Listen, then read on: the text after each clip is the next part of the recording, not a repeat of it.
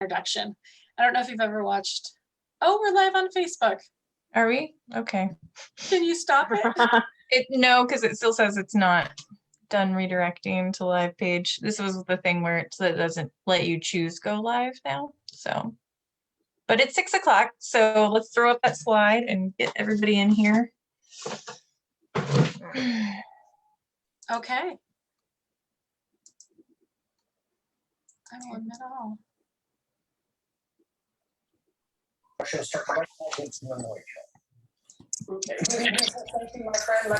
Hi, everybody.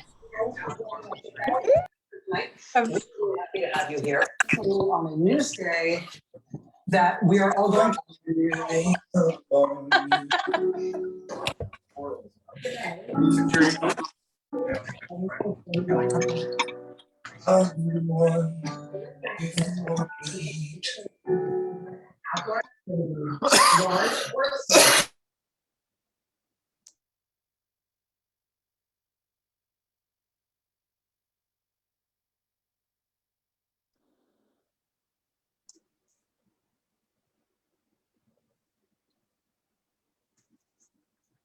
Welcome everyone to the Basics of Home Canning virtual workshop.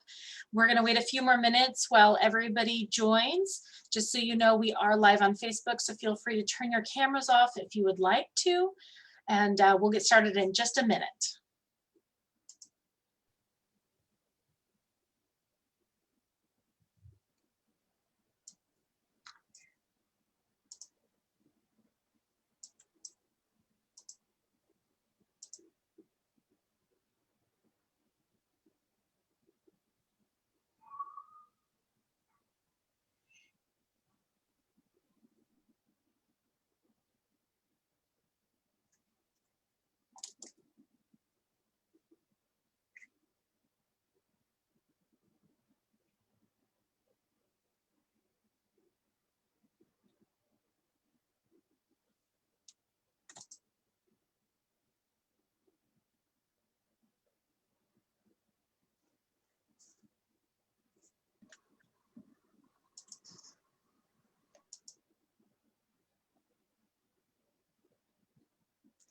All right, we're going to go ahead and get started. Hello, everyone. Welcome to the Basics of Home Canning virtual workshop. This is put on in coordination between the City of Federal Way, South King Tool Library, and Tilth Alliance. And we also wanted to give special thanks to our sponsors.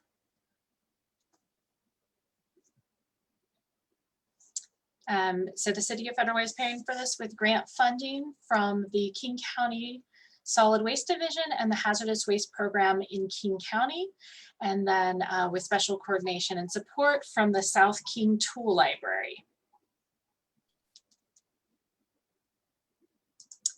My name is Jeanette Brizendine. I'm the Recycling Project Manager for the City of Federal Way, and I'm very excited to have everybody in this class.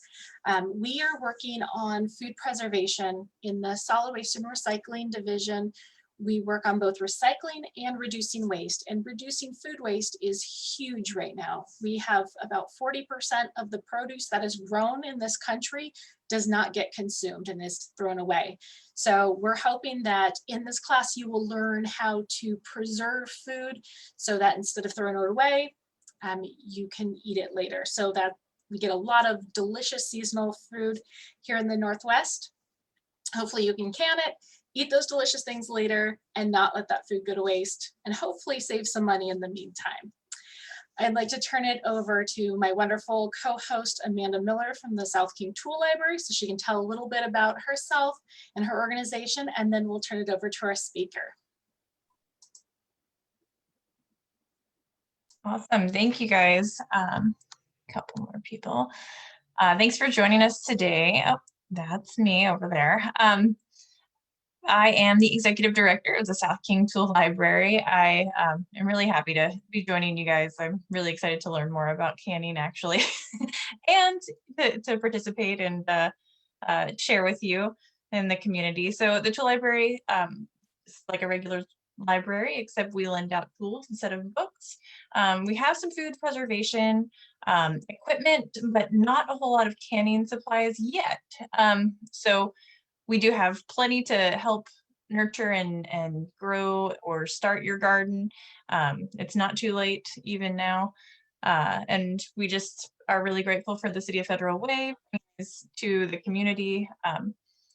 Please be sure to check our website, southkingtools.org. We just launched a whole new thing, and we are the 2021 recipients of the Green Globe Award for King County leaders in waste reduction, because we do a bunch of crazy things besides just lending tools and helping classes like this.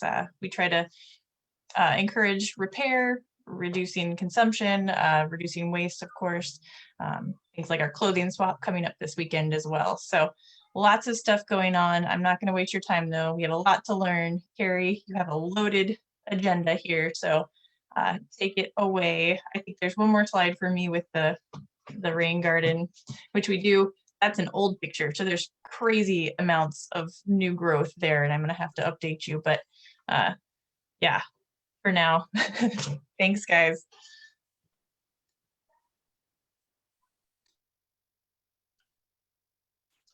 Okay, should I just start? So hi, I'm gonna maybe, I might just stop share really quickly. Oh, well, you can see me in my corner there. My name's Carrie. I'm wearing a yellow shirt and I'm waving. And I work with Tilt Alliance, and the organization that I work for, Tilt Alliance, we do a lot of work around trying to engage people in participating in our local food system. So that's programs from everything from sharing how to like grow food in your backyard, food preservation for regular folks, to doing supporting peer-to-peer education between local farmers. We have programs that encourage a connection between local farmers and consumers. So programs around engaging people in caring for and stewarding our water and soil. And if you're interested in other programs that we do, you're welcome to come. The website is tiltalliance.org, and see what other kinds of programs we offer. My name is Carrie, and I have been teaching food preservation for about 10 years. And I've been canning for longer than that, probably 15 or 20 years. And but I also do a lot of other kinds of food preservation. And so because of the short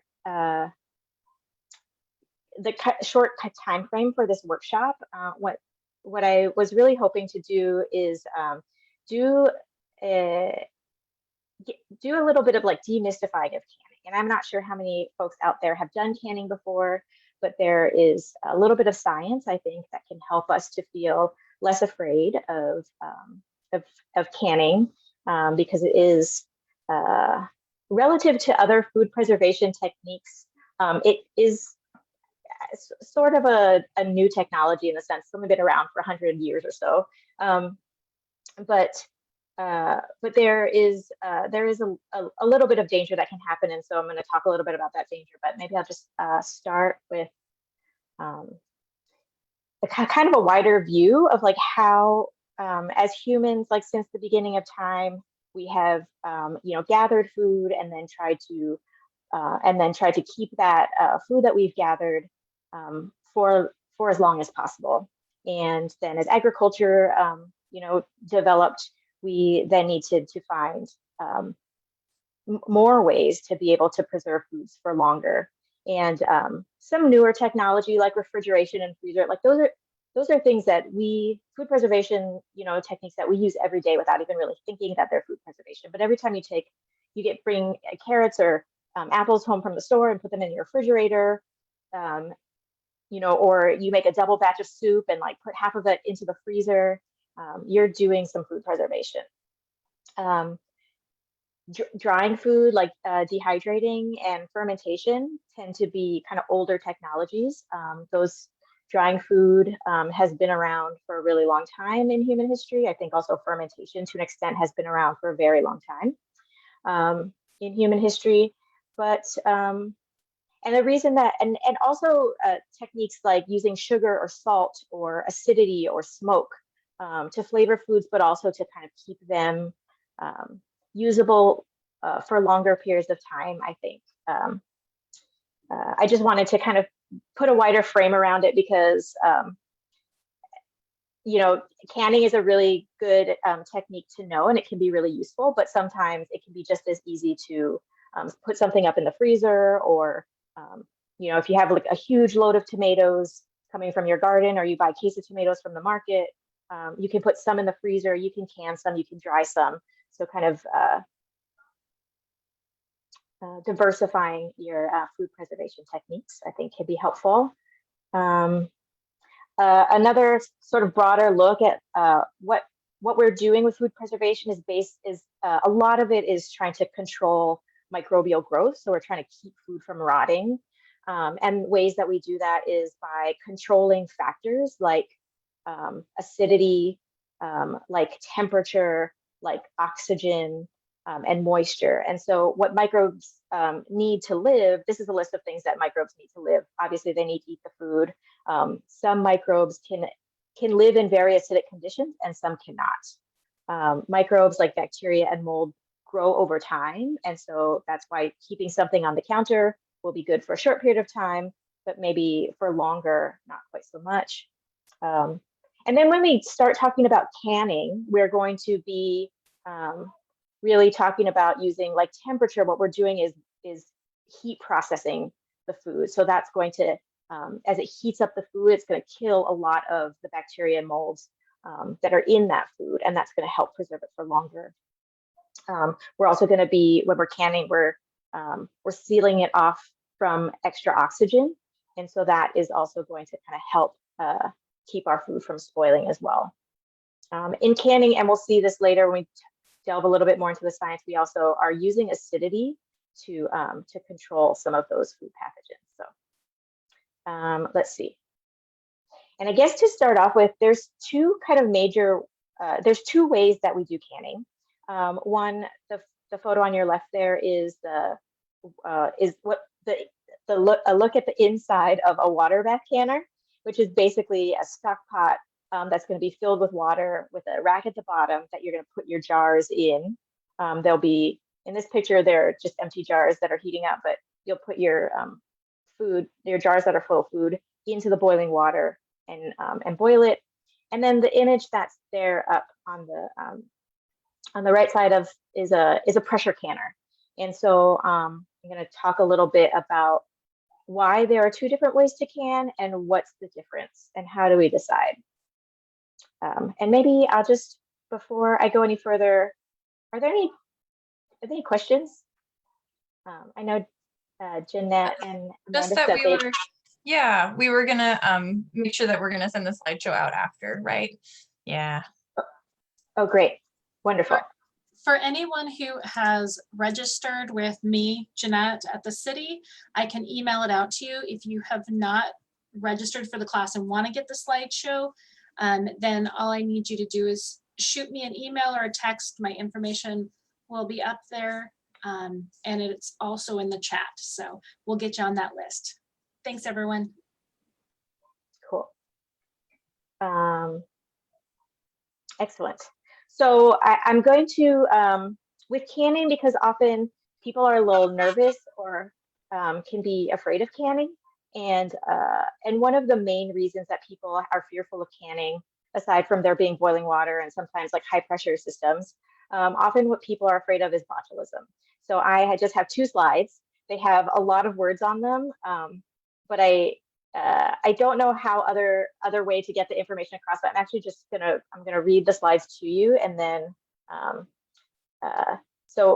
why is canning so scary? So botulism is caused by a microbe called Clostridium botulinum. And this is a microbe that is fairly common in our Pacific Northwest soils, but it exists as a dormant endospore.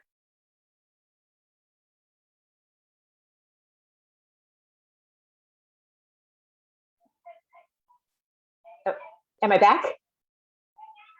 Okay.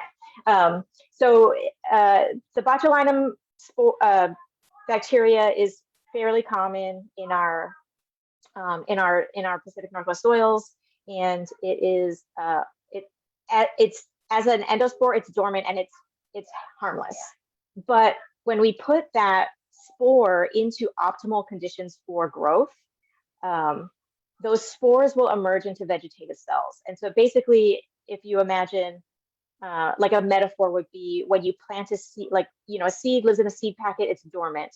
When you put the seed in the soil and the soil warms up and you water it, it moistens, that triggers that seed into sprouting, right, or germinating. And so would be similar with this. Of course, bacteria are not the same thing as plants, but when they're put in those optimal conditions, those spores will emerge into a vegetative cell. And the vegetative cells are actually what create the toxin that causes botulism. And why it's so scary is it's not very common. Botulism poisoning is pretty uncommon, actually, but the botulinum poison is deadly in even very small amounts, and it can be very quick to take over a person's nervous system, and it can be a pretty awful illness and very quickly deadly. So and that's why we are nervous about it. It's not because people contract botulism very often, but mostly it's just because it can be very deadly. And so how do we avoid botulism when we're canning? The way that we avoid it is to know what those optimal conditions for growth are. So the conditions that will make a botulinum spore emerge into a vegetative cell and become dangerous are temperatures 40 degrees and above. So what that means is outside of the refrigerator, right, at room temperature. Anaerobic. Anaerobic means that there's no oxygen. So when we are canning, we're sealing up a jar and canning it. We're basically sealing off the oxygen. We're creating an anaerobic environment. Moist. So it's, usually when we can food, it's liquid food, it's moist food that we're canning. And then low acid. So low acid things would be like if we're canning vegetables, or if we're canning potatoes or soups. And so that would be the condition where it can, those low acid foods are actually, when we can low acid foods, those are the conditions that could potentially be dangerous. Because spores that are inside the jar could potentially emerge into a vegetative cell. And the spores can only be killed by very high temperatures, at least 240 degrees, like 240, 250 degrees. And so that's why with a boiling water canner, where we're immersing the jar of food into boiling water, the highest that temperature can ever go is 212 degrees, which is the temperature of boiling water. Any water that's in that boiling vat is going to be 212 degrees. It can't be any hotter, otherwise it would be a gas. So boiling water canners are not going to kill the spore, the botulinum spore that's in the jar. And so what we need to do is we need to change one of those other factors. And so what we do is we make sure that the food that is in a jar that we use a boiling water canner for is an acidic food. And so that's why we have two different ways of canning. With acidic foods, we can use the boiling water canner. The temperature is 212 degrees, will kill almost everything except for botulinum spores, but they're being controlled with acidity. With low acid foods, where they won't be controlled with acidity, we have to bring that temperature up to 240 degrees. And the only way that we can do that is with high pressure. And so that's why we have a pressure canner. And so the moral of this story, I'm happy to answer all kinds of questions and take after that, because that was a lot of science. But the moral of this story is when we're canning, acidity really is the key to safe canning. And so in canning, we have this, here's a pH scale, whereas 4.6 for us is going to be the determining pH. Anything with the pH number being lower, which would mean that it has a higher acidity. Things like most fruits that taste sour to you are going to be considered high acid foods. and those are going to be safe for water bath canning. Things like pickles and things like tomatoes, we're really going to have to rely on a recipe that's going to tell us that what we're putting in the jar is acidic enough. And so with tomatoes, they tend to kind of hover at that 4.6 line. And so very often, or actually what is recommended is whenever you're canning tomatoes, you're going to acidify them. So we're just going to put a little bit of citric acid or lemon juice or something in there just to make sure that those tomatoes are on the acidic side of that line. And then things like carrots, potatoes, soups, beans, those are all going to be considered low acid foods. Even peppers, although they feel like spicy or hot, they're not considered acidic foods. Garlic, same thing. They're not considered acidic foods, even though they may give you some indigestion when you eat them. They're considered, for the sake of canning, they are low acid foods, and we're going to have to use recipes with those ingredients in pressure canner. So I'm going to maybe just pause for a moment because I said all that really quickly, but were there any questions regarding that? That's like the most sciencey that I will be for tonight. So Carrie, we already have 4 questions. Do you Excellent. want to address them? So Kira says, what kinds of things can you can? I know fruit and pickled things and sauces. Is there anything else? Absolutely. Yeah, so so for canning in a water bath canner, which are going to be those like either already like acidic, naturally acidic foods, or something like acidified, which means if you're doing something like salsa, where we're taking a tomato, which is kind of borderline, and then adding like onions and peppers to it, we're also going to add a bunch of vinegar or lime juice to balance that out. And there are recipes that are specifically meant for canning that has that that like food chemistry already figured out. So so foods that have been acidified, like chutneys, salsas, marinara sauces, those types of things, I would consider. I would recommend choosing a recipe that's specifically meant for canning for those. And I'm going to give you a bunch of resources for finding. So pickles, fruit products, acidified tomato products, and other acidified food products, as long as they're considered acidic, would be safe for water bath canning. Thanks so much. And it says, will you have time to touch on updates or changes to guidelines like recent acceptance of steam? Possibly, yes. I have been doing, I think my last, yes. So specifically with steam canners, I think that there is a document, an article written by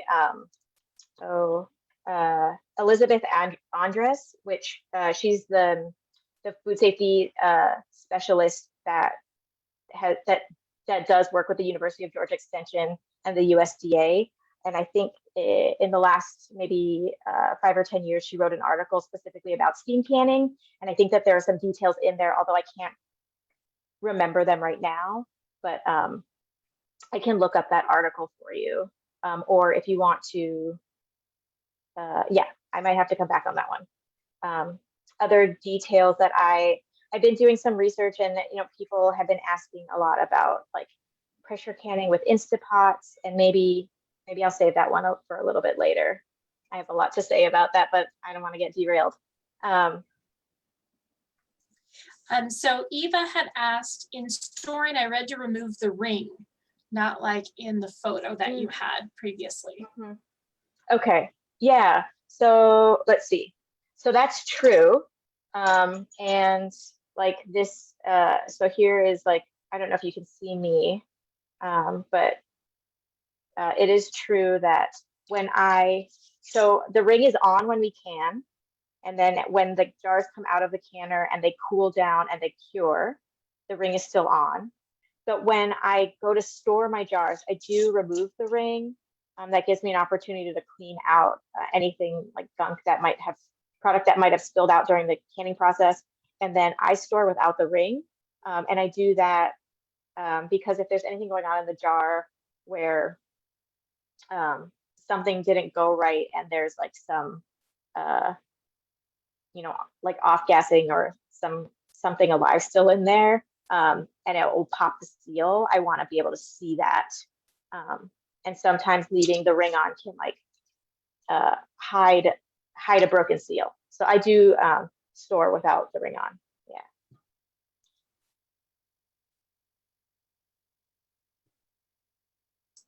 Sorry, trying to get to mute. Okay, so I have a two-part question from Henry. He said, what about jams? They aren't acidic. Can we can without a pressure canner? And then the second part is, can botulism develop when the canned food moves into the danger zone of 40 to 240? Okay, so the first question is, jams should be considered acidic. So if they are, if it's like most fruits are on this pH scale considered acidic. There are a few that are not, and some tropical fruits like melon is not considered a fruit or is not considered acidic. So I wouldn't make a melon jam and can it, but I would make a strawberry jam and can it. Strawberries, kiwis, you know, apple, grapes. I think that sometimes blueberries in pectin recipes, they might have you add a little bit of lemon juice. I know like figs, well, they kind of run on that kind of midline as well. And so whenever you see like a recipe for fig jam or fig syrup, they'll have you add lemon juice too. So, you know, if there are any doubts, I think when I get to a little bit later, I'll show you some resources. My very favorite resource is the National Center for Home Food Preservation. They have free online recipes and lots of information about canning. And so I'm actually, if there's some time, I'll actually show you the website and kind of scoot you around the website a little bit, because that's going to be the USDA like official guidelines for safe food preservation. So I'll show you all that. And then what was the second part of the question? Well, another one following up on the jam is, how can you tell if a recipe is good or enough acid processed long enough? Yep. Okay, so I'll show you great places to find recipes. And then there was something else about the danger zone. Can botulism develop when the canned food moves into the danger zone between 40 and 240? Okay, so what we're going to be doing if we're pressure canning, what we're doing is we're going to be like creating a hot food product, putting it in a hot jar, putting it straight into the canner, and bringing the pressure up. So that it's not like your jar is going to be hanging around while it's getting up to temperature. It should be a fairly straightforward process. And then and then once it's finished processing and the can and the jar cools down, then it should be canned. So you can store it at room temperature. I don't know if that answers that question. So a couple more that have come in. Is it necessary to turn your jars upside down when storing? Let's see. I'm gonna stop my share just really quickly. I'm gonna see if I can see some folks. Can you repeat that question? Certainly. Is it necessary to turn your jars upside down in storage? If your jar is full of food, I would not recommend storing it upside down. I would store it right side up. Yeah, and especially because especially with acidic foods, what's going to happen is that that acidic food is going to be in constant contact with the lid, which is made of metal and will eventually deteriorate. And so I definitely wouldn't recommend doing that. It also potentially, again, if there was anything going on in there that would pop the seal, storing it upside down, if it did pop the seal, you might have a mess on your hands. If it doesn't, it also could hide the pop seal. So I store, and I also recommend storing just in one layer, not like this, but like this, right side up. How can you tell if your canned goods have gone bad? Haha. I have lots of answers to that question. One is, as far as botulism goes, botulism is will not necessarily off gas have any flavor, have any smell, and so as far as food safety with botulism is concerned, it may not have a tell. With other things, like if there are like molds or yeasts that are going to be causing like you might see like a visible mold. If you follow like a recipe that's meant for canning and follow all the instructions correctly, you shouldn't have botulism, you shouldn't have mold appear, you shouldn't have fermentation happening. Like it just shouldn't. All of the recommendations that your recipe will tell you is meant to keep those things from happening. And so the only thing that I would say is like, often food products are considered like good stored up to a year. What that means is that the quality of the food might deteriorate. And especially like low sugar jams, sometimes even within months, you might see just the color change. And because sugar actually is really helpful in, it has its own preservation techniques. So low sugar jams tend to like discolor really quickly. So you might see like the quality and the stability of the food food product change or deteriorate after a while, but it's not going to like suddenly become poisonous after a year. So that was a lot of different questions there. I could take a few more questions and I then maybe move on. I wanted to show y'all some equipment and then show you some resources while we're here. So a quick question on pH. The chart reads from low acid to high acid, but isn't less acidic mean more alkaline? Yeah. And so in this, I'm going to share my screen again. In this picture, it's really just an infographic. And basically what it's saying, whether you read right to left or left to right, what it's saying is one side is low acid. And so you're right, when the acidity is low, the pH is high.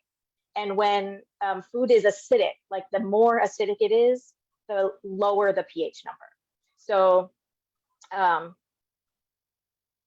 as we head this way, the numbers are going to go down. And as we head this way, the numbers are going to go up. Yeah, just to clarify that. And then last question before you move on to equipment is, in the water baths, do we need to boil our jars and our lids first? Haha. So that is a good question, and also a good segue to talk about water bath canning. But so recommendations for it used to be that to answer the question specifically about lids, it used to be that you would pre-warm your lids, because what that would do is like heat up this sealing compound. And I think because they're pouring that sealing compound thinner and thinner, or it's made out of different stuff, the manufacturer no longer recommends pre-warming or pre-boiling your lids. So I've pulled them straight out of the box or off the new jars. I wash them first, but I'm not going to pre-boil them. As for jars go, if the processing time in your recipe is less than 10 minutes, like with some jam recipes, it says process 5 minutes. If your recipe processing time is less than 10 minutes, then it is recommended to sterilize your jars. And what that means is like in boiling water for 10 minutes. That's how your jar is sterilized.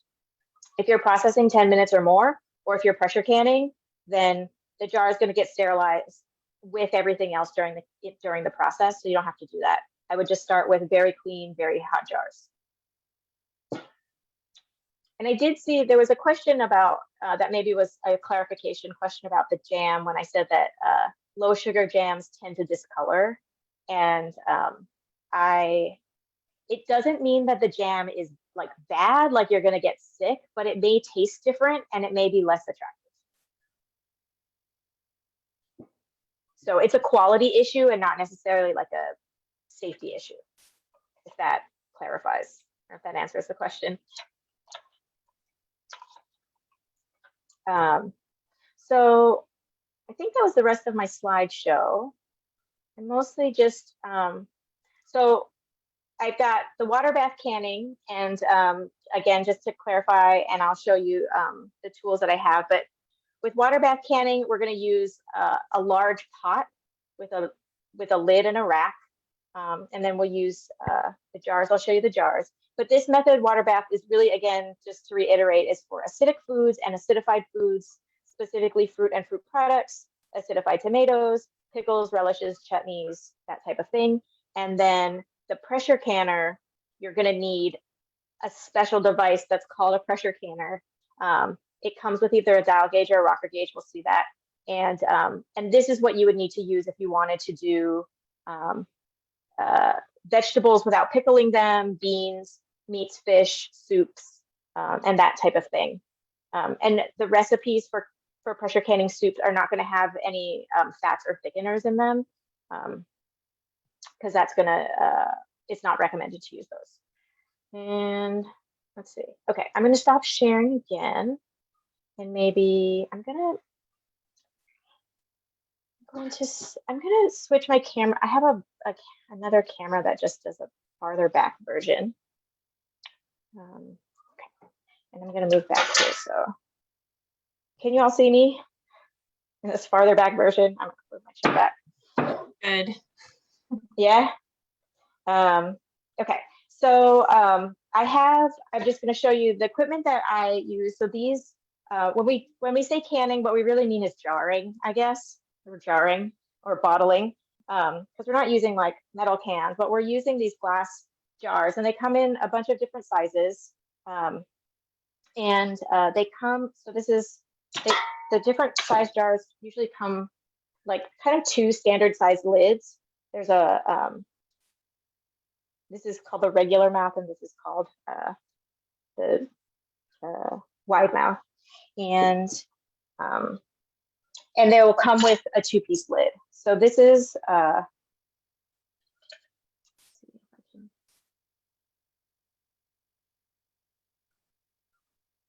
I'm just pinning my video so I can see what you see. So this is a, it's called a Mason style jar with a two-piece lid.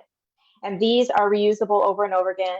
The lids or the rings are reusable over and over again, but these lids are guaranteed by the manufacturer to just seal once. And so you can buy just the lids in a box. And so what I do usually is I will label my jars on the top. And so I know that if it's labeled on the top, that means I've already used it once for canning. And then I also will need a canner. So water bath canner, this is a large one. This is a really large canner, and it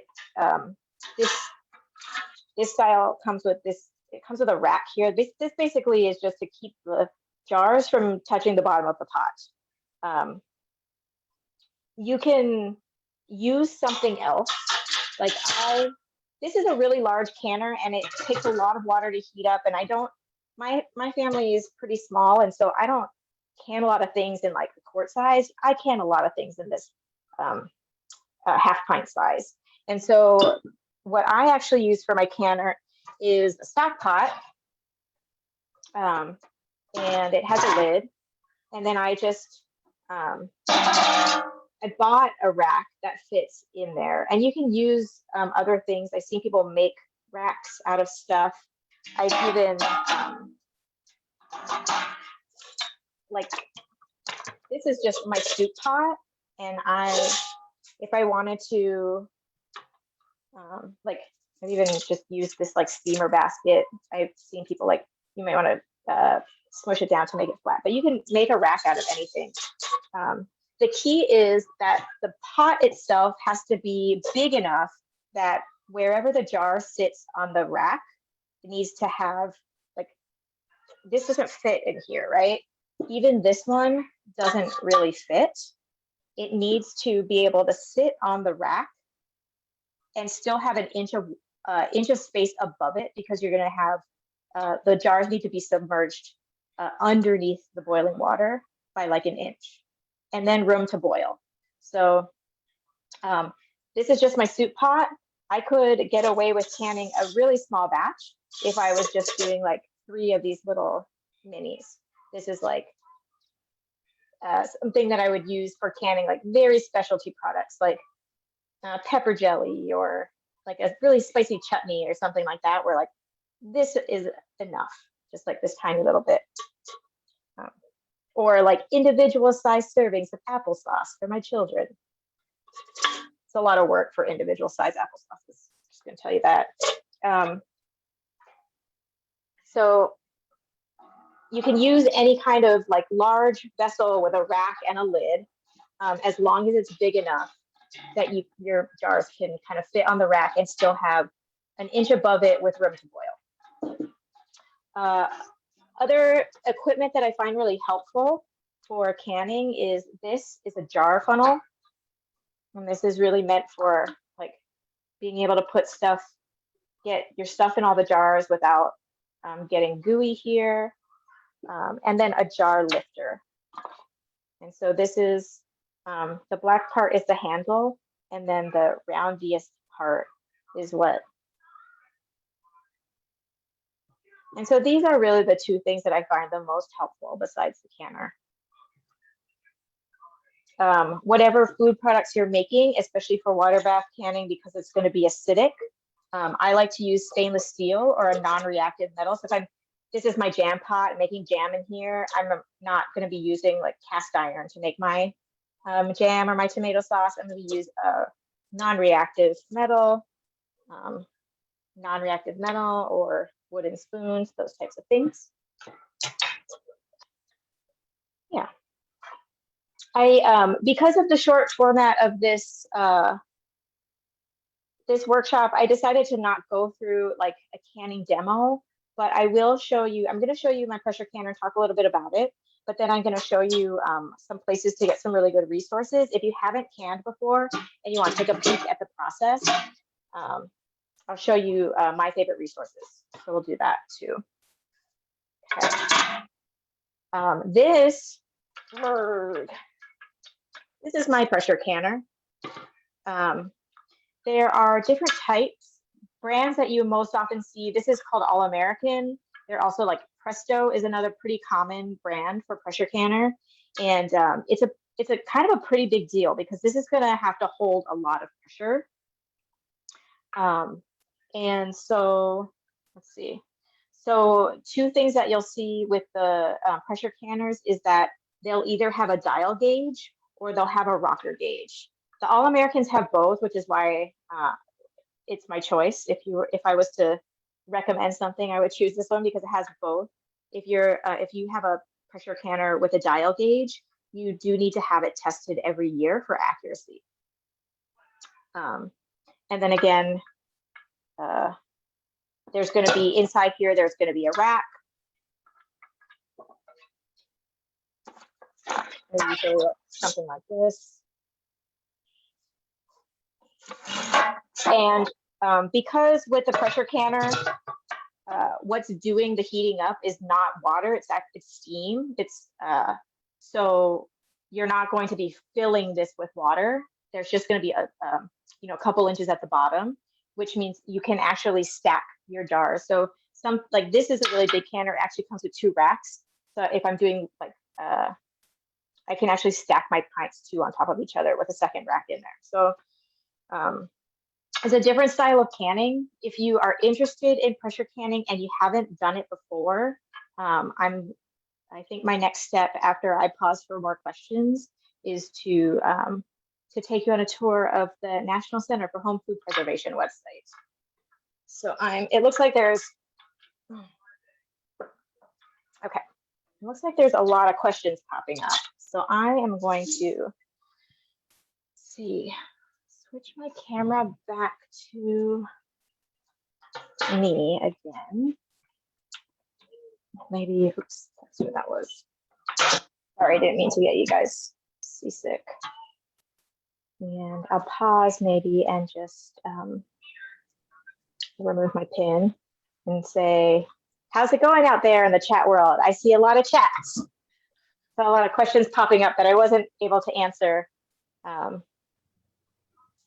So I'll try to go in order for you, Carrie. Okay.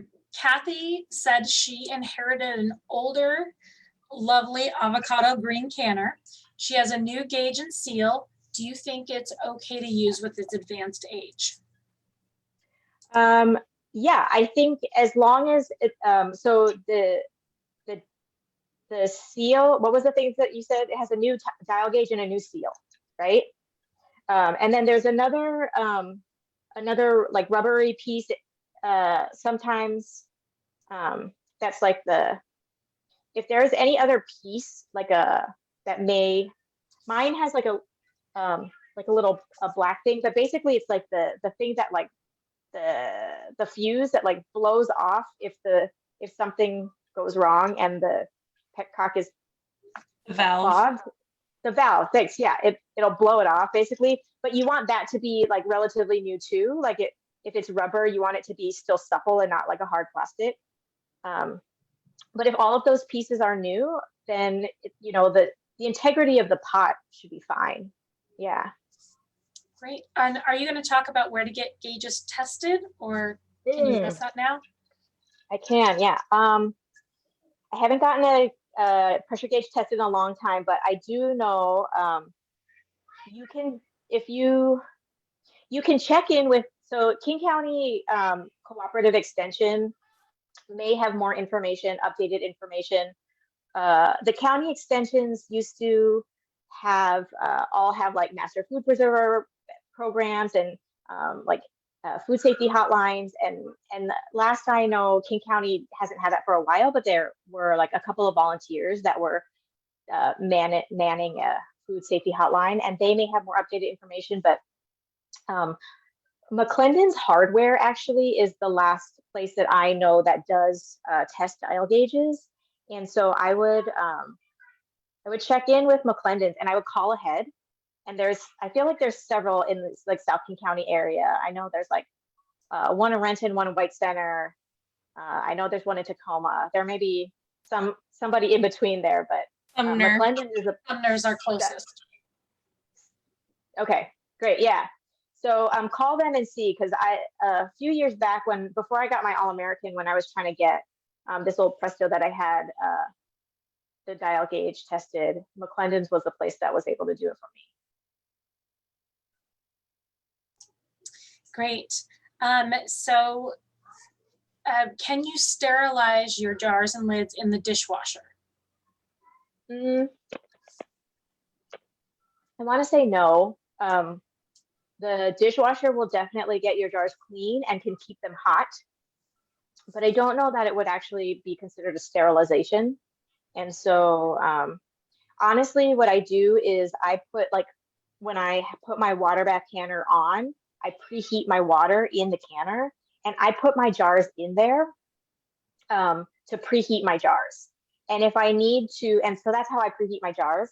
And then if I do need to sterilize, I just bring it up to a boil and let it boil like while I'm making my jam or while I'm like preparing my, my food products that I'm going to can. So I think the easiest way to do it is to just boil them in your canner while you're preparing your food products. One mentioned there's a sterilization function, but I think that anyone that would be using detergent in their dishwasher probably doesn't want to use that. Even residual detergent can be still in the dishwasher, unless you think otherwise, Carrie. But yeah, I mean, yeah, I don't know a lot about dishwashers, but even the ones that jelly. I don't want my jelly to taste like soap. Right. So hand washing. Yeah. My what I have been told, my understanding is that even if it has a sterilizing function, it's not the same as boiling in water for 10 minutes. How full do you fill your jars when you're canning? That's a great question. So in your recipes that are meant for canning, what they're going to do is they're going to tell you to fill your jar and leave a certain amount of headspace. So what that headspace is, it's going to be like maybe if they might say like 1/4 of an inch or a 1/2 an inch. With pressure canning, very often it's a full inch, but that's the space that you leave between the top of your food and the top of your jar. And that's actually really important. Like you can't just put 2 inches of food in a jar and then can it, because that is what makes the vacuum seal happen. Like the food has to be up to a certain level so that that vacuum seal will happen and will work. But your recipe should tell you what that headspace specifically is going to be. So speaking of recipes, for canning low acidic foods like tomatoes, is there a rule of thumb for how much acidic liquid to add so that the whole product is acidic enough to can? Like how much lemon juice or vinegar do you add for a specific amount of vegetables? Yeah, and that actually, that is a good opportunity for me to just, I'm gonna take a pause from questions while answering this specific question and show you some resources just before we get to 7, in case people need to leave at 7. I'm happy to stay and continue answering more questions after that, but I'm gonna share my screen again. I'm gonna actually get out of this slideshow. I'm going to,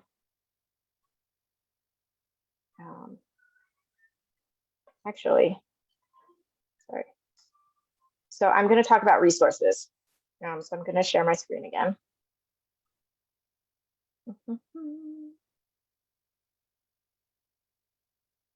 And this is my slide that shows my resources.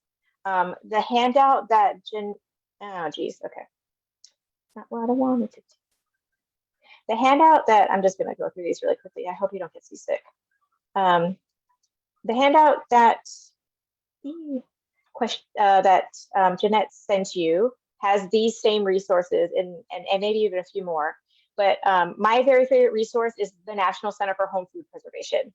That website is run by the University of Georgia Extension, Cooperative Extension, and they do all of the recipe testing for the USDA's official guidelines for safe food preservation. And so there is all kinds of information on that website for like the official safe way to do canning, water bath canning, pressure canning, and then like tons and tons of recipes for making like pretty classic things like dilly beans and pickled crab apples and mango chutney or whatever. Like they've got like pretty standard recipes and lots of like how to can potatoes, how to can bean soup, how to can pumpkins, how to can spaghetti sauce, all of that stuff.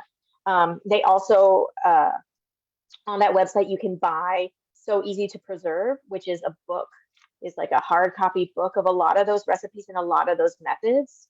And it's something like $14. It may be a little bit more now. But I like to have this just like, I like to look at books better than computers when I'm in my kitchen. It's just easier for me. So I like to have that. They also have DVDs of like all of the videos that you can watch for how to do these things according to like the official guidelines.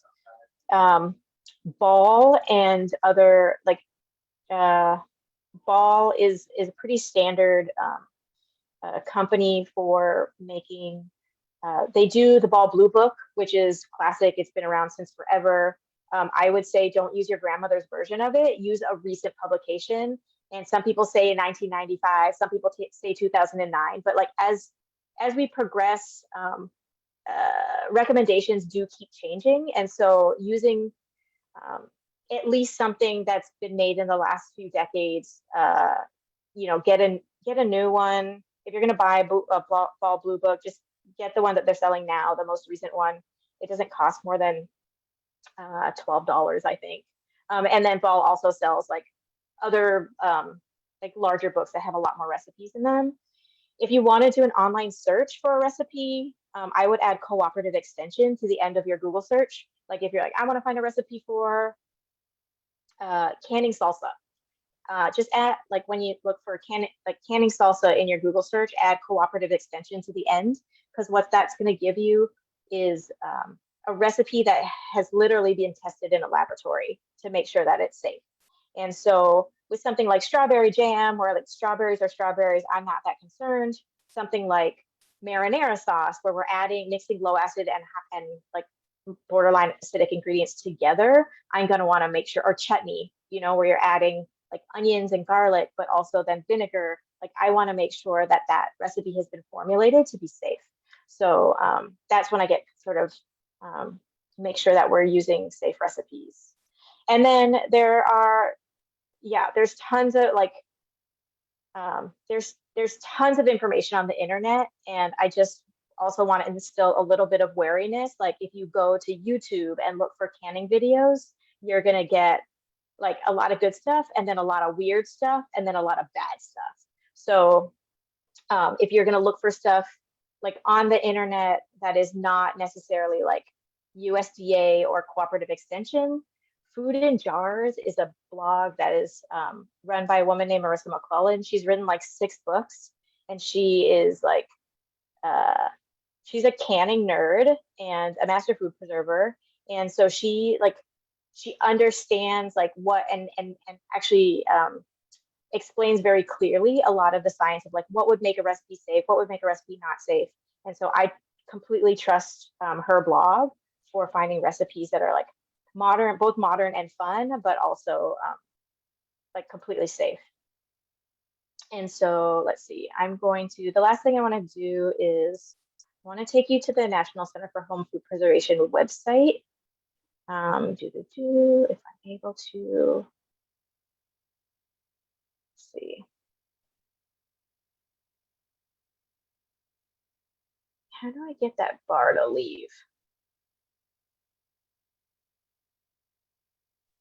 Which one? What were you? Oh, you know, I'm trying to get one of my tabs, but like when I put my arrow up, it brings down that drop down bar. I'm gonna stop my share really quick. It's a technical thing I have not figured out yet. Okay, I'm just gonna move my tab and then reshare.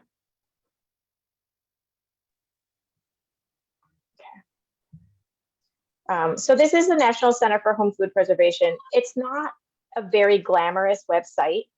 The recipes are not super modern, but especially if you just are getting started and you haven't done canning before, I really recommend getting started here. They have, you know, this like, how do I can, freeze, dry, cure, smoke? So I'm gonna go to how do I can. There's general information here. There's like just to get started, how to use your boiling water canner. On the handout that Jeanette sent you, there's like a checklist of like, here's the steps for doing your boiling water canner. But if you want more information, just, you know, click this hot link. It'll take you a lot of information about what, who, why canning, and then like the steps to get you through. If you want to do pressure canning, I definitely recommend reading this beforehand, because pressure canning is something that there's a methodology that you have to follow all of the steps. You have to like vent the canner for 10 minutes, and you have to like make sure that there's all these things that you have to do. And so I would recommend like reading through the information and then practicing in your pressure canner without any food product in your canner. Just practice like bringing it up to pressure, venting the canner. Closing it up, venting the canner, bringing it up to pressure, maintaining pressure, and then bringing it down. Just like practice doing that a couple times before you even put food product in there, because it is a complicated process anyway, so it takes a little bit of time. But as you go down here, you can see somebody asked a question about tomatoes and tomato products. So I will tell you that my favorite tomato recipe is this crushed tomatoes with no added liquid. But so I'm going to go to my recipe and we can take a look at it. It looks like it's written more like a, doesn't look like a regular recipe. It's written more like some sort of scientific methodology, but like where it says here, quantity, an average of 22 pounds is needed per canner load of 7 quarts. That doesn't mean you need 22 pounds of tomatoes to be able to can tomatoes. What it means is if you want to fill your canner, that's how much you need. But you can just do 2 cans or 2 jars. And what happens is 10 minutes later, finally answer this person's question. go here and it says acidification directions. You click that button and what it tells you is you're adding, for the size of your jar, you're gonna add lemon juice or citric acid directly to each jar.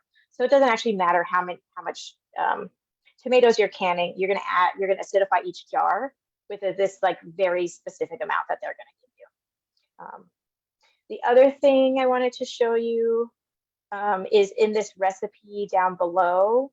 This is what's going to be like the processing time. So it's going to look like a chart. So if you're doing a hot pack for tomatoes, if you're doing pints, you're going to process for 35 minutes. If you are at a higher altitude, you're going to process a little bit longer. If you're doing in quarts, you're going to process for 45 minutes. If you're at higher altitude, you're going to go a little bit longer. This is for boiling water.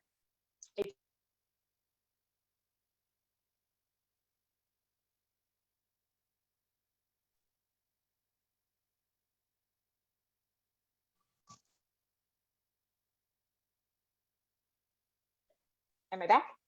You're back, sorry. If you're doing pressure canning, then your processing time is going to be different. It looks like it's less time to pressure can your tomatoes than it is to boiling water, but to actually get to that 20 minutes of processing time is a much longer thing. So anyways. Carrie, someone asked if it was okay to run it longer. Can you can longer? Yeah. And for most things, it's yeah, you can process longer, you just can't process shorter. So like when I can my jam and the processing time is 5 minutes because I'm lazy to sterilize my jars, I just process for 10 minutes and call it good. But I wouldn't do the reverse. Like I wouldn't process less time. It's okay to process more. There are certain times where like if you're canning pickled cucumbers, where like there's a very specific like texture and crunch that you want. If you process too long, it's going to change the texture of your pickle, so it may not be desired. Like I wouldn't pressure can, or I wouldn't like process jam for a very, very long time, but going a little bit more is not going to change the safety of your product.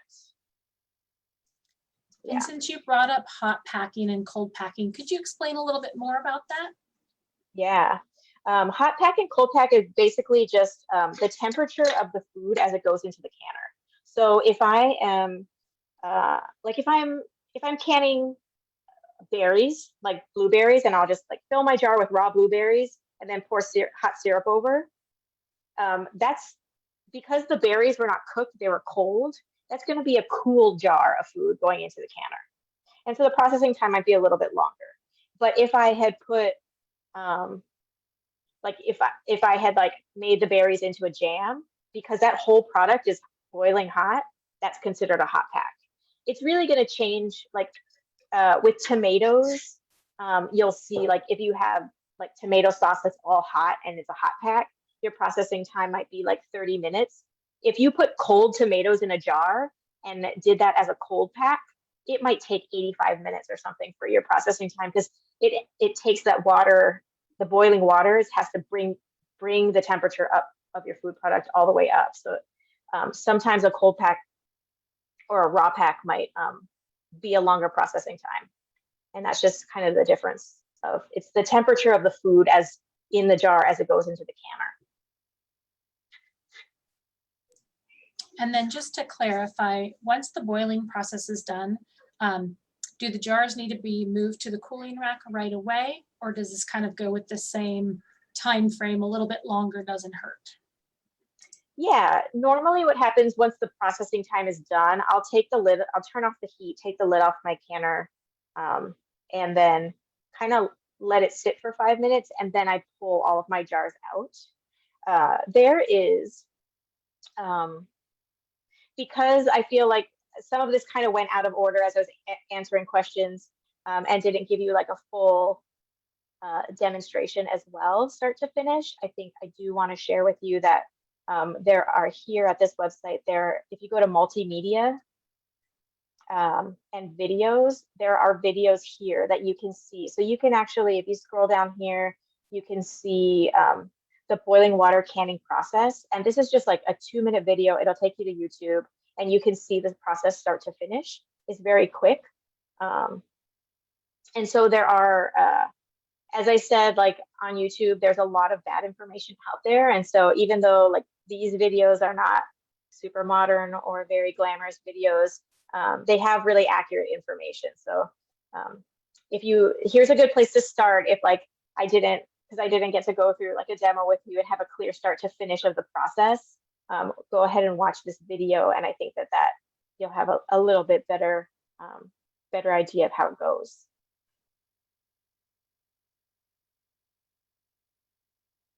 All right, it's 5 after 7 right now, and I just want to check in, Jeanette and Amanda. Do we want to go a little bit longer? I imagine that there's probably a ton more questions. I'm happy to stay as long.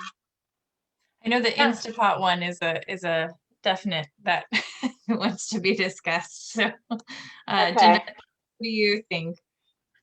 Yeah, I was just going to say for everyone who needs to go, as long as you have registered with me, Jeanette, at the City of Federal Way, I will email out information as well as a link to the video. So if you need to go, absolutely fine. Those of you who want to hang around, we are here and we'll go through questions. Do you want to keep recording, Amanda?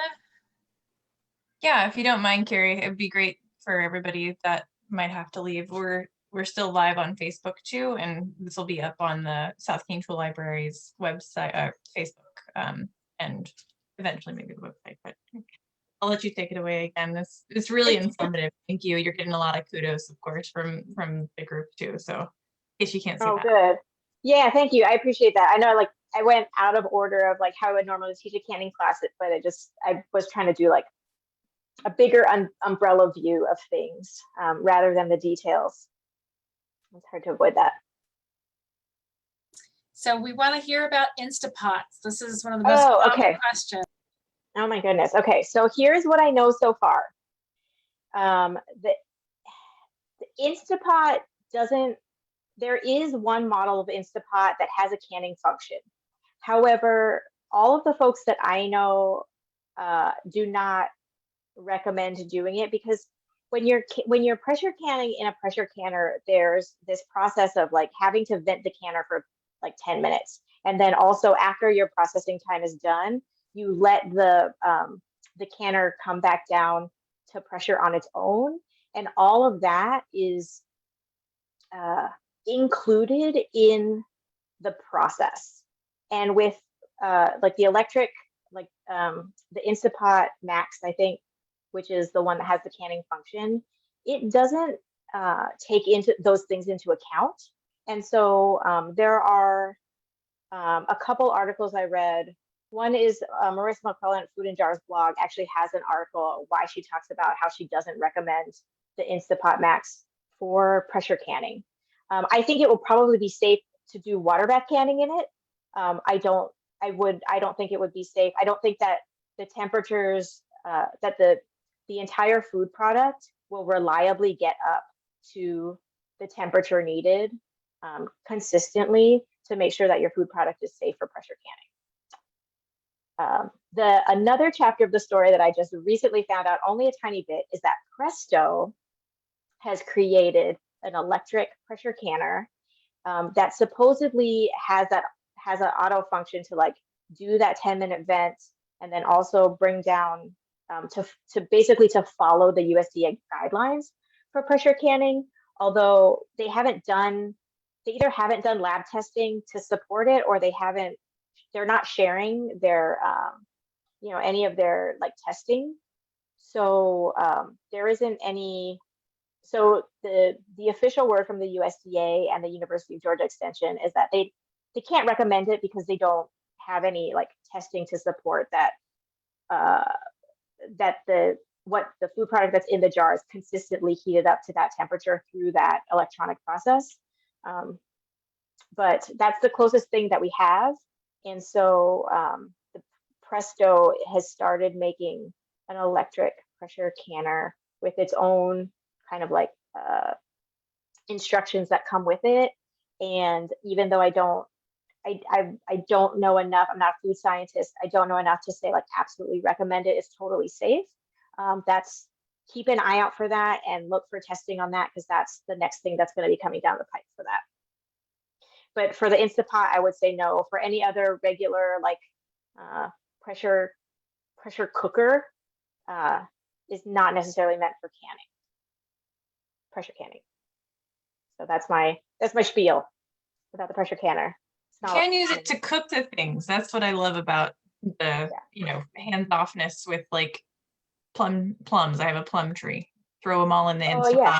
and you got sure. pan really quickly. So yeah, definitely for sure. For food preparation, and even I don't know the details of it, but if you can figure it out to do like water bath canning, that's probably going to be fine. Because again, with the biggest concern for me is the botulism. And so if you're making an acidic food product, then, you know, the worst that's going to happen with water bath canning is like you didn't get all the mold spores and it's going to start bubbling.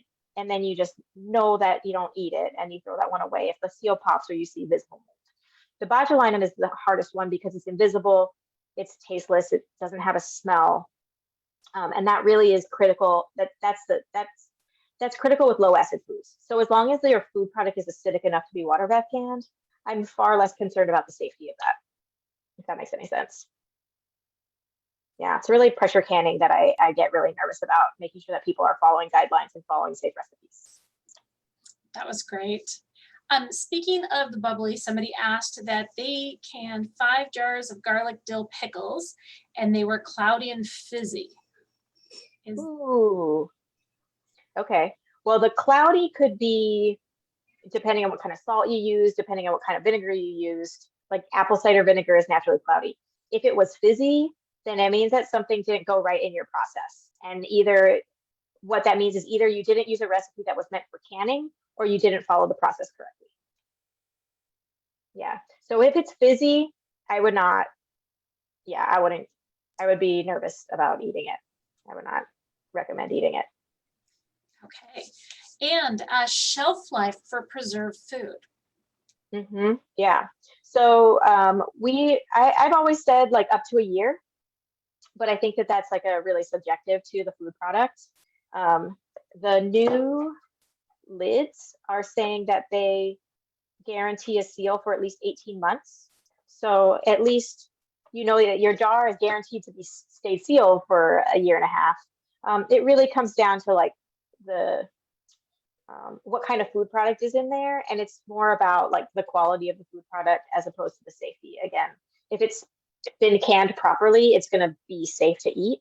It just like if it's pickles, the vegetables are going to soften, the texture is going to be different, they might develop some off colors. This is a jar of carrots that I pickled in 2013. It's still safe to eat, but it's like kind of army green. It's not, doesn't look as cute as it once did. This is just for demonstration. I don't plan to eat this. I've just been carrying it around for a while. So another question, are blanching and freezing low acid foods like corn, beans, and asparagus as safe as pressure canning? Can you say that again? And if the person who asked it wants to jump in, that's great too. Are blanching and freezing low acid foods like corn, beans, and asparagus just as safe as pressure canning? Yeah, so using freezing as a method of food preservation as opposed to pressure canning, I think it's actually safer. So pressure canning low acid foods, I think, is probably the thing that I have the most nervousness around in food preservation at all, aside from like, I don't know, fermenting case sausages, like that is also dangerous. But pressure canning low acid foods, I think it makes me the most nervous. So if you're just putting something in the freezer, totally safe. Yeah, totally safe. Wonderful. With more GMOs out there, does that make canning a challenge? Does it affect canning at all? So GMOs, like genetically modified foods, genetically modified organisms, I don't know that it would necessarily change any canning situation. I think it's just a personal decision on whether you choose to eat those foods or not. Yeah, I mean, to be honest, the what I know of GMOs, like most of them are commodity foods. So they're going to be things like corn and soy and I mean, sugar beets, you know, like a lot of the big GMO crops are commodity crops. Like your backyard tomato is probably not going to be like a GM tomato. I think they experimented with some GM tomatoes and everyone decided it was a bad idea. Not everybody, but nobody liked that trout tomato or whatever. Yeah, I mean, I don't know a lot about GMOs, but I can't imagine that it would change the canning safety. I know like with tomatoes, it's not necessarily a GMO issue, but like as we are, you know, there's like lots of different varieties of tomatoes, and as we are our food preferences as Americans, and as our technology shifts so that we can like have fresh tomatoes all year round, we like sweet flavored tomatoes. They're naturally going to be less acidic, and so that's why, like before the 70s, they didn't recommend acidifying tomatoes when you can them. Now they do, and it's because a lot of varieties that we have are sweeter and less acidic. But that's natural breeding. That's not like a genetic, like a laboratory, like a GMO modification. That's sort of natural breeding selection. So another question is there anything you've canned that you were disappointed in as a canned product that you wouldn't recommend canning? Yeah, probably a lot of things. I think acidified tomato products like salsa, I'm sort of always a little disappointed with, because with salsa, when you're adding tomatoes and garlic and like peppers, you have to add so much vinegar or lime juice to counteract that, to make it an acidic food, that it doesn't taste good. Like it tastes weird. And so what I tend to do instead is just can my tomatoes, like just because then you use less, you're using less like citric acid or less lemon juice to acidify just the tomatoes. And then when I want to eat salsa, I use my canned tomatoes to make my salsa, and I just make my salsa fresh. Or, you know, and I think the same thing too with like spaghetti sauces, because you're adding like the onion and the garlic and the basil. You have to add a lot more vinegar to like counteract that. So if you have like a very special marinara recipe, like I wouldn't say try to can it. I just put it in the freezer. Like make a big batch, put it in the freezer. Yeah. Those are the things I think of most of those like acidified tomato food products. That I prefer to just do my tomatoes straight and then make the spaghetti sauce afterwards, or make the salsa afterwards. Great. So people want to hear about the story about the shelf of cans behind you, like your backdrop. Yeah. You know, to be honest, a lot of this is dry goods. So a lot of it is dried herbs and like and herbal products. So I have this jar of dried nettles. I went out, harvested nettles, and then I do a lot of drying. I also have like I was gifted a really stellar Excalibur dehydrator my mom gave me for my birthday. And so I actually prefer to do a lot of drying and also freezing to an extent. And then when I do canning, I do small batch canning. Like I'm just doing like this size or this size because that's what works for my family. Yeah, but yeah, this is my, the story is that when the pandemic happened and everyone had their Zoom meetings in front of their library, like their bookshelf, I was like, this is my bookshelf. So that's my Zoom backdrop. Way better than like the grass ones in outer space. I like outer space. Jeanette's at the beach. Oh yeah, Jeanette has a really good one. And that's a plug for our next class too with dehydrating. I spaced out the fact that the tool library actually does have vacuum sealers, which are really helpful for freezing things. And then we do have some commercial dehydrators as well to help with that process. We're working on getting more canning equipment. That $300 pressure cooker you have there might be really nice addition to the tool library, but hasn't come in yet as a donation, surprisingly. I will check with my grant officer and see if we can purchase this for checkout. So everybody if you don't have a pressure canner, stay tuned, follow the tool library, and if I can get a grant to get one, we will do that. If anyone has one they want to donate, we can definitely replace seals and stuff too. Yeah. The thing about the All-American that's really nice is because it has the rocker gauge, it's not as critical that the dial gets tested every year, and it doesn't have a rubber gasket. It has like a different way of sitting. So there's not a lot of things on it that need to constantly be like kept up with. That's why I recommend the All-American. It's probably much more expensive than a Presto, but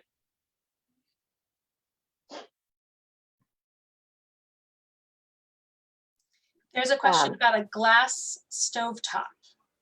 oh, that is a good question. Yeah, which it wasn't as big of a deal before. When I started canning, it was rare to have a glass top, and now it's very common. And unless you have gas, like everyone's got a glass top now. And I think I am still hesitant to can on my glass top.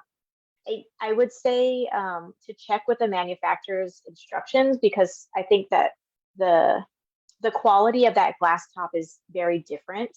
I think if you're doing water bath canning for short periods of time and the base of your canner fits within that circle, you're probably okay. But if you're going to do any long canning, or if like the circle of the bottom of your canner is bigger, much bigger than the circle of your the glass top, and also for pressure canning, for some reason I'm a little more nervous because it's usually a much longer period of time. Then what I do in my house is I have just like a tabletop butane burner that I use for canning. It's like I don't know, I got from the Asian grocery store. They're like $25. Or you can do it like on a Coleman stove or something. But yeah, I still am a little nervous. I don't have updated information about the glass tops, if like nowadays they're making them where it's fine to can.